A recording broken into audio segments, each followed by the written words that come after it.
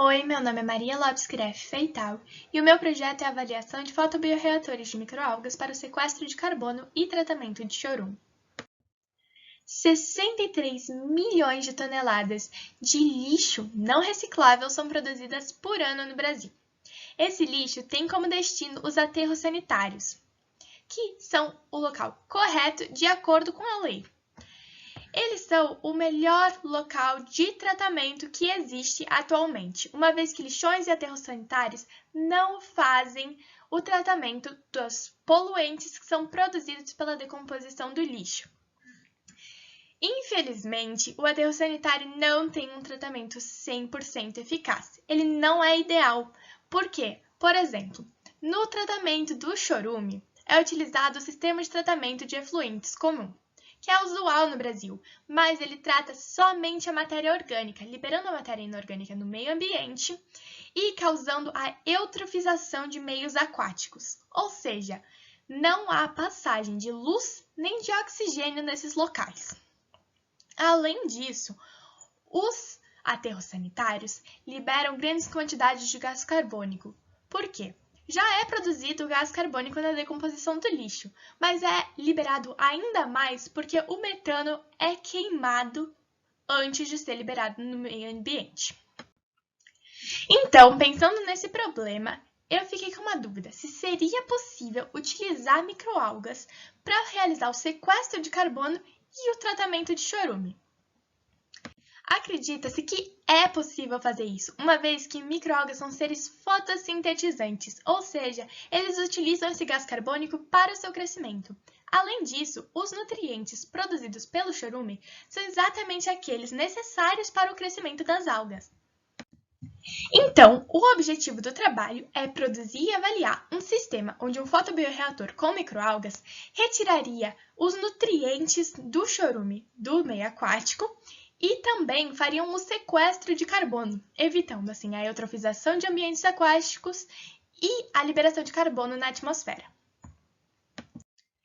Então, para realizar esse projeto, foram feitas duas metodologias. Na primeira etapa, foi a metodologia do chorume. O chorume, a gente tinha que saber se a microalga conseguiria crescer nesse local. Além disso, precisávamos saber se ela ia conseguir retirar os nutrientes. Então, primeiramente, foi estabelecido um cultivo matriz da microalga. Todas as algas usadas no projeto vieram do cultivo de microalgas da escola. No cultivo matriz, foram colocadas 2 gramas por litro de NPK, que é o que garante o crescimento ótimo. No cultivo com chorume, foram colocadas diferentes diluições de chorume e não foi colocado o NPK, uma vez que os nutrientes do chorume deveriam substituir esse fertilizante. E é possível ver como que foi feito o trabalho nas imagens. Para fazer a contagem das microalgas, eram retiradas 3 amostras de 10 ml semanalmente. Nessas amostras era colocado 1 ml de formol e eram deixadas 48 horas decantando. Em sequência, elas eram analisadas na câmara de Neubauer no microscópio. Como é possível ver na imagem, ali estão as microalgas. Simultaneamente, foram realizados os testes de nutrientes. Também foram realizados durante 21 dias e, semanalmente, eram retiradas amostras de 50 ml que eram filtradas porque a gente queria analisar a água e os nutrientes que haviam nela. Foram feitos os testes colorimétricos de nitrito, fosfato e amônia tóxica. E é possível ver os testes colorimétricos sendo feitos nas imagens. Cada cor significava uma porcentagem de nutrientes. O objetivo era chegar ao mais próximo de zero que fosse possível. Aqui estão os resultados do crescimento das microalgas com o chorume. É possível perceber que a porcentagem que chegou mais próximo do cultivo matriz, que é o ideal, foi 25% de concentração de chorume. Acima disso, as microalgas se intoxicaram com o chorume e não conseguiram se adaptar a esse ambiente. Por isso, os testes com 55% de concentração nem foi colocado aí, porque as microalgas simplesmente morreram assim que foram colocadas no ambiente. Testes com menos de 20% acabou muito fácil e muito rapidamente os nutrientes. Então as microalgas cresciam e logo caíam, porque elas não conseguiam mais ter nutrientes para consumir. Esses são os resultados dos nutrientes, né? E do quanto elas conseguiram retirar. É possível perceber que em todos o mais próximo, né, do objetivo, que é 0, foi a concentração de 20% de chorume. Então, analisando, é possível perceber que tanto no crescimento ideal quanto na retirada de nutrientes, em torno de 20 a 25%, é o mais próximo do objetivo, né, que é ter um bom crescimento e uma boa retirada. A segunda metodologia foi feita para que a gente conseguisse avaliar se a microalga conseguia consumir o gás carbônico produzido pela decomposição do lixo. Para simular o aterro sanitário e os seus gases, foi feito um biodigestor com um galão velho de água que ficou cheio até a metade de lixo orgânico da minha escola. Ele ficou ligado ao fotobioreator por uma mangueira e ele foi selado para que não houvesse vazamento dos gases.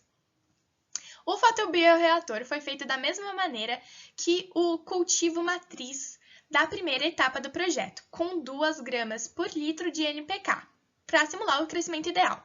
Não foi colocado chorume porque o objetivo dessa etapa era avaliar somente a parte do consumo da microalga, né, do gás carbônico, produzido pela decomposição do lixo.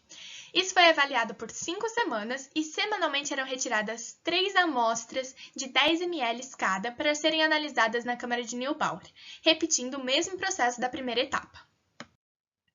Esses foram os resultados obtidos com o biodigestor. Então é possível perceber que da primeira para a segunda semana não teve um crescimento muito significativo das microalgas.